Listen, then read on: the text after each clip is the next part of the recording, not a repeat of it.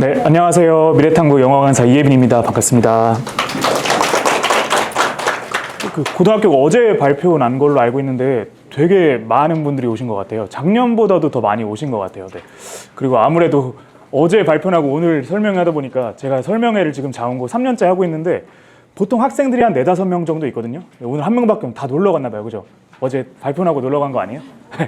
주중이라서 학원 갔을 수도 있고. 네, 어쨌든 많은 분들이 오셨는데 제가 이제 자원고 영어에 대해서 조금 설명을 자세하게 한번 해드리도록 하겠습니다. 혹시 목차는 이렇게 진행될 거고요. 네, 자원고 영어 시험의 특징부터 먼저 말씀드릴 건데 혹시 자원고 영어 시험에 대해서 뭐 어렵다, 쉽다 이런 거 들어보신 적 있으세요? 어렵다고 혹시 들어보신 적 있어요? 어렵다고? 네, 쉽다고 들어보신 적 있으신가요? 없으실 거예요 아마. 왜냐면 자원고 시험이 주변 학교들의 시험에 비해서 조금 어려운 편인데 어떤 식으로 어려운지 제가 조금 소개를 해드릴게요. 먼저 자원고 시험의 특징이 첫 번째로 시험 범위가 많아요. 그래서 일단 왼쪽에 보시면 교과서 2과랑 올림푸스 부교재 이게 그 고등학교 1학년 모의고사 기출 문제를 모아둔 건데 요렇게가 이제 평균 학교의 시험 범위라고 보시면 돼요. 주변 고등학교에.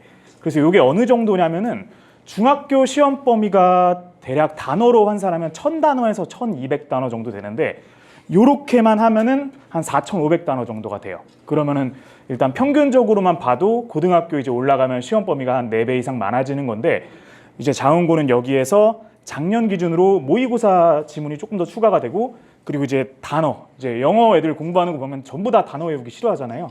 네, 단어책까지 이제 시험 범위로 들어갑니다. 그래서 요렇게까지 하면은 최근 시험 지난 2학기 기말고사 기준으로 봤을 때 총 단어 수가 6,500단어였어요. 그러니까 중학교에 비해서 평균적으로 한 6배 정도 거기에 플러스 단어까지 들어간다라고 보시면 되겠고 자, 그다음 두 번째 특징이 시험 문제에 대한 특징인데 문제가 많은 편이에요. 주변에 어떤 학교보다도 많아요. 시험 범위가. 뭐 여고 이런 통틀어도 많고 게다가 서답형이 굉장히 많아요. 서답형이라는 건 이제 서술형 관련된 건데 이게 10문제가 나와요. 평균적으로 주변 학교들 제가 다 찾아보면 한 5문제가 일단 기본적으로 제일 많고 많으면 한 8문제 이렇게까지 되는데 10문제로 가장 많고 그리고 객관식도 25문제에서 총 35문제니까 제가 주변 학교 다 찾아봤는데 35문제 되는 학교는 딱 하나 있는데 그 학교는 이제 객관식만 나오는 학교고 서술형까지 나오면서 나오는 학교는 이 장원고가 이제 시험 문제가 가장 많다라고 보시면 되고 그리고 비중도 굉장히 높아요. 서답형이 지금 40점인 거 이렇게 보이실 텐데 이게 재작년에는 35점인데 또 올랐어요. 작년에. 네, 내년에는 또 어떻게 될지 모르겠지만 네, 그래서 서답형의 비중이 굉장히 높고 그리고 문제가 많다라고 일단 알고 계시면 되겠고요. 그리고 시험 뭐 출제되는 비중은 뭐 이 정도 되는데 그냥 한번 보고 넘어가셔도 되고요. 네, 그 다음에 이제 기본 영어 실력을 요구하는 문제가 많다라고 제가 이렇게 써놨는데 이제 기본 영어 실력이라고 하면 뭐냐면 아까 많은 시험 범위가 있었잖아요. 그렇죠? 그런 그 6,500단어의 그 시험 범위 말고 그 이외에 내가 가지고 있는 영어의 스킬이라던가 문법의 그런 개념이라던가 이런 것들을 알아야만 풀 수 있는 문제들이 다수 포진되어 있어요. 그래서 뭐 외부 지문도 있고 지문 변형되는 것도 있고 영작 어순 배열도 있고 이런 식으로 있는데 요거는 제가 뒤에서 설명을 해드릴 거예요. 자, 그러면 여기까지 들으셨을 때 시험 범위도 많고 문제도 많고 난이도가 어렵다고 하니까 이제 등급 컷이 조금 낮을 거라고 생각하실 수 있는데 작년 기준으로 1등급 컷은 평균적으로 90점 초반대였어요. 90점 초반대. 평균적으로. 어떤 시험은 한 91점이었던 시험도 있고 어떤 시험은 94점인 시험도 있었는데 이 시험 그 등급 컷이 주변에 있는 다른 일반고들이랑 다 비슷하다고 보시면 돼요. 그러니까 자원고에 조금 잘하는 학생들이 많이 있는 거겠죠. 그리고 요거 90점 초반 어느 정도인지 말씀드리면 객관식 한 문제가 보통 2.3점에서 2.5점 정도 되거든요. 그럼 그거 한 3, 4개 틀리면 1등급은 못 맞는다고 생각하시면 돼요. 그리고 서답형 같은 경우는 한 4점, 뭐 2점짜리도 있긴 한데 4점짜리 이렇게 있으니까 서답형에서 조금 2개 정도 틀리면은 1등급은 어렵다. 요 정도 난이도라고 보시면 돼요. 네. 그럼 이제 어떻게 어려운 유형이 나오는지 이렇게 말씀을 드려볼 건데 일단은 당연히 35문제 모든 문제가 다 어려운 건 아니고 한 60% 정도는 평이한 난이도로 나오는데 나머지 한 40%에서 이제 변별력을 가르는 문제들이 있어요. 그게 어떤 식으로 나오는지 설명해드리고 어떻게 대처해야 되는지도 제가 말씀을 드릴 건데 우선 첫 번째로 이제 어법 문제인데 일단 고등학교 어법의 가장 큰 특징은 뭐냐면 시험 범위가 딱히 없어요. 중학교 때는 이제 시험 범위가 문법에 그런 개념들이 있어서 그 개념만 공부했으면 되는데 뭐 장운고를 비롯한 모든 고등학교의 시험은 시험 범위가 없어서 모든 어법 개념을 다 아우르고 있어야 돼요. 그래서 이제 요거는 실제 작년이랑 뭐 재작년 기출인데 이렇게 밑줄 친 문장에서 틀린 거 골라라 뭐 이런 문제는 이제 흔하게 나오는 그런 어법 문제라고 보시면 되고, 그리고 작년이랑 참고로 말씀드리면 작년이랑 재작년이랑 조금 문제 출제 패턴이 바뀌었어요. 그 이유는 뭐 다른 게 아니라 선생님이 바뀌셔서 그런데 재작년 1학년 선생님이 작년에 2학년으로 가셨고 이제 재작년 2학년 선생님이 1학년으로 가셔가지고 문제 패턴이 조금 달라요. 그래서 올해 1학년을 어떤 선생님이 맡으실지 모르겠지만 그런 것도 제가 조금 나눠서 설명을 해드릴게요. 네, 근데 요 유형은 비슷하게 나오는데 문법 유형은 작년에는 조금 쉬운 편이긴 했어요. 네. 자, 그리고 어법 문제 같은 경우는 이렇게 객관식도 있지만 이렇게 서술형 주어진 문장을 배열해라 아니면 영작해라 라고 하는 문제인데 어머님들이 딱 생각하시기엔 이게 이제 시험 범위 안에 있는 거니까 여기 보시면 1938년 미국 의회는 이게 그대로 교과서에 있는 문장이에요. 그러면은 어머님이 생각하시기에는 저거 시험 범위인데 왜 공부 안 했냐라고 생각하실 수도 있지만 시험 범위가 많다 보니까 그 모든 문장을 다 외울 수는 없는 거죠. 그러니까 아무래도 문법에 대한 기본적인 개념을 가지고 문장 구성을 어떻게 하는지 알고 나서 배열하는 그런 연습이 필요합니다. 그다음 두 번째로는 이제 서술형 유형인데 제가 아까 서답형 유형 많다고 말씀드렸잖아요. 근데 이 유형이 고정된 유형은 아니에요. 매 시험마다 유형이 바꿔서 출제가 되는데 몇 가지만 보여드리면 먼저 글의 요약문을 작성할 때 빈칸에 들어가는 거를 뭐 본문에서 찾았어라 이런 조금 흔한 유형도 있고, 그리고 이 부분을 조금 주목해 보시면 밑줄 친 문장이 의미하는 바를 조건에 맞게 쓰시오. 그리고 얘는 가운데랑 오른쪽에 있는 거는 이제 주제문을 영작하는 건데 일단 요거 같은 경우는 시험 범위 안에서 대처가 조금 힘들죠. 왜냐하면은 주제문을 한 지문에 대해서 영작할 수 있는 방법이 무궁무진할 텐데 그 모든 주제문을 다 학생들이 암기할 수는 없잖아요.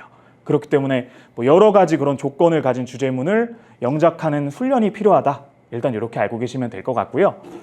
자, 그다음 세 번째로는 어휘력과 문해력을 요구하는 문항이 많다라고 제가 이렇게 써놨는데, 자, 요 문제 같은 경우는 제가 그 시험 문제를 이렇게 타이핑을 한 건데, 이 왼쪽에 있는 거는 원래 지문이에요.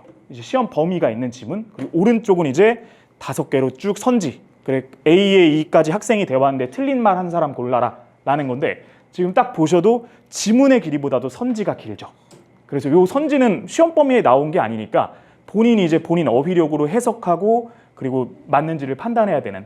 근데 길다라는 거. 그래서 이게 기니까 조금 나중에 풀어야지 하다가 이제 못 풀면 이제 1등 날아가는 거죠. 이 문제가 이제 유형이 요것도 있고 같은 시험에 나온 건데 요것도 있으니까.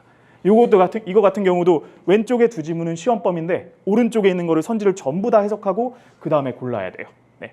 그래서 이런 유형이 사실은 다른 학교에서도 안 나오는 유형은 아닌데 장고 시험은 제가 아까 말씀드렸다시피 문제 수가 워낙 많다 보니까 학생들이 조금 시간에 쪼들릴 수가 있겠죠. 그리고 요거는 재작년 문제인데 제가 재작년 문제는 왜 가져왔냐면 작년에 조금 선생님이 바뀌시면서 어휘랑 어법은 조금 쉬워졌어요. 네, 근데 재작년에 이제 1학년 담당하셨던 선생님이 내셨던 문제는 보시면 조금 단어 수준이 조금 높아요. 그래서 여기 제가 뭐 작년에도 이렇게 학생이 있으면 이렇게 이 단어 아니 물어보고 했는데 한 명밖에 있어서 좀 물어보기 그러니까 여기 4번에 있는 appearance라는 단어 이런 것들이 이제 고3 단어 수준이라고 보시면 되는데 이런 조금 어려운 어휘를 대동해서 나오는 문제가 나온다라고 알고 계시면 되겠고, 그 다음 마지막 네 번째로는 이제 능률복화 그 단어책 문제인데 사실 단어책 문제도 작년에는 쉬웠어요. 네. 그래서 작년에는 조금 난이도도 쉽고 그리고 배점도 10점 정도 되었는데 재작년 문제가 요것들이거든요. 재작년 문제만 딱 봐도 지금 조금 더 길고 그리고 이게 오른쪽에 있는 문제가 그 재작년까지 이제 장문고 킬러 문제였는데 어법상 문맥상 어색한 문장에 모두 개수를 골라라예요.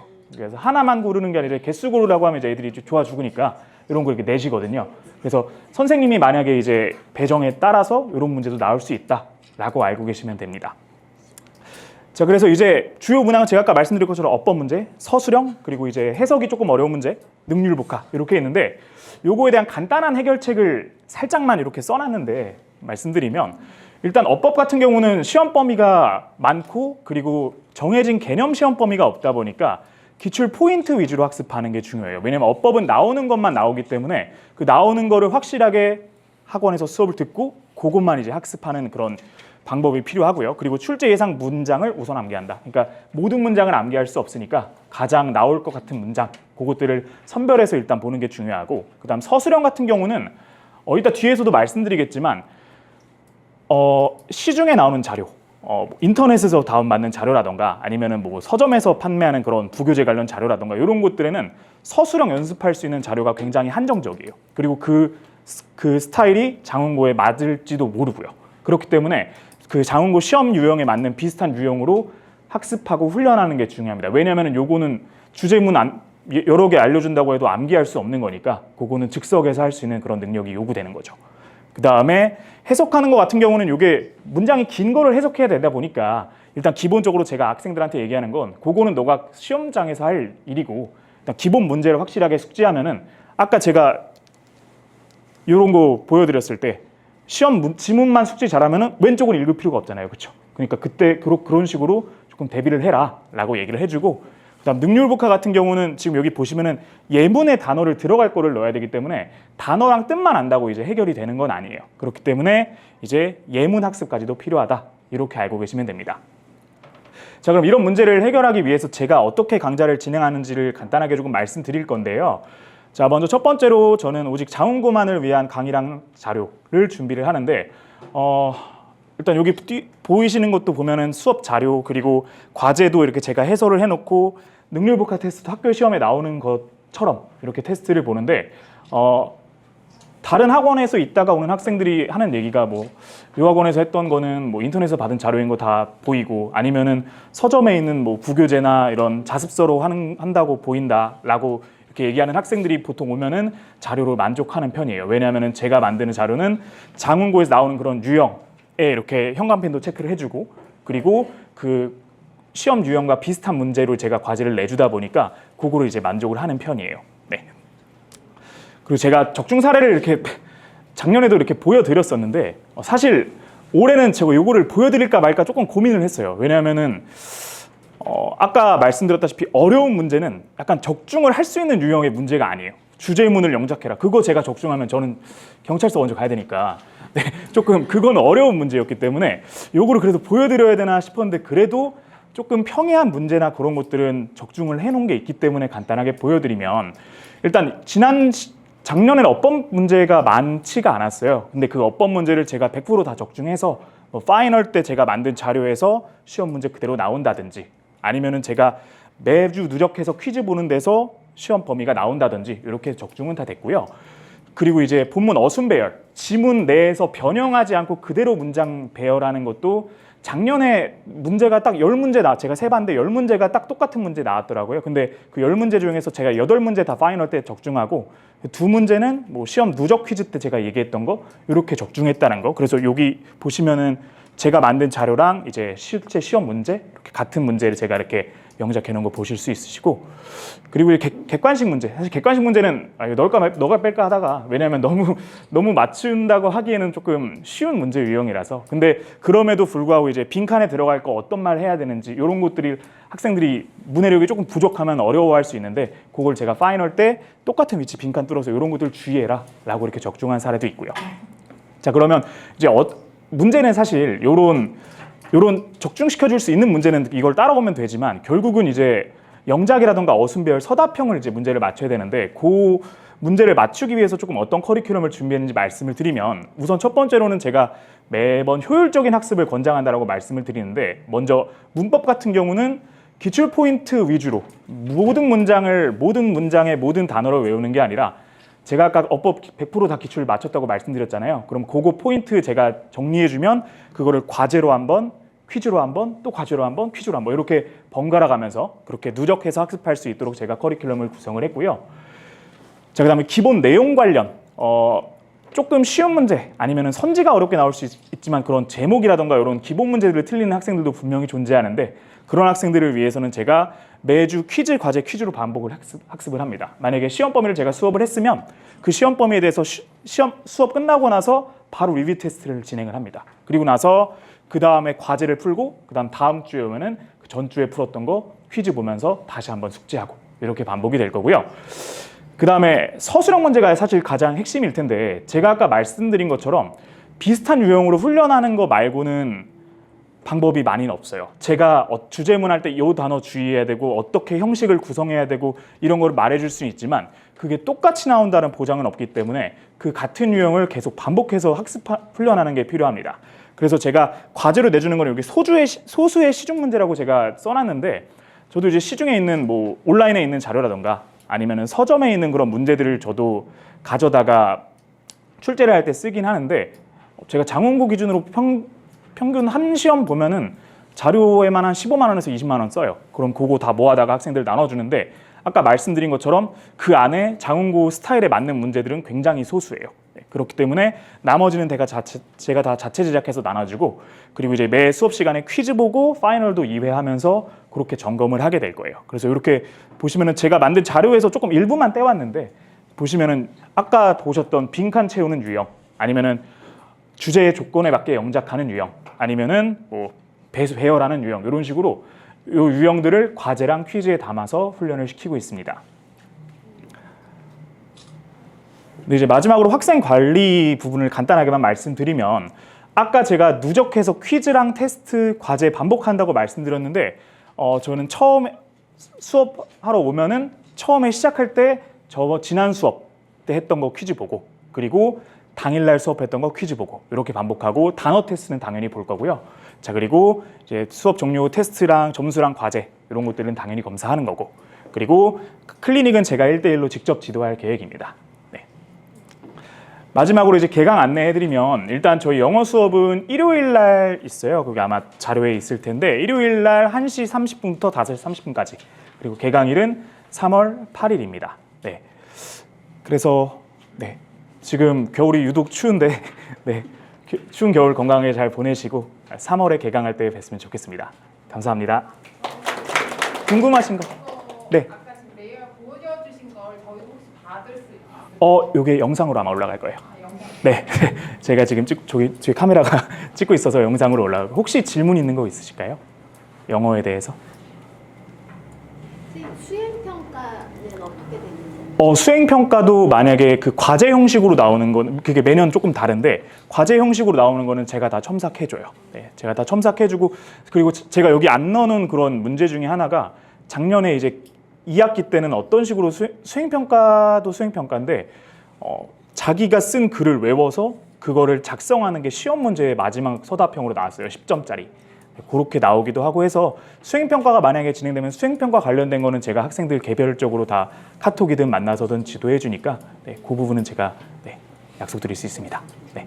또 혹시 궁금하신 사항? 네.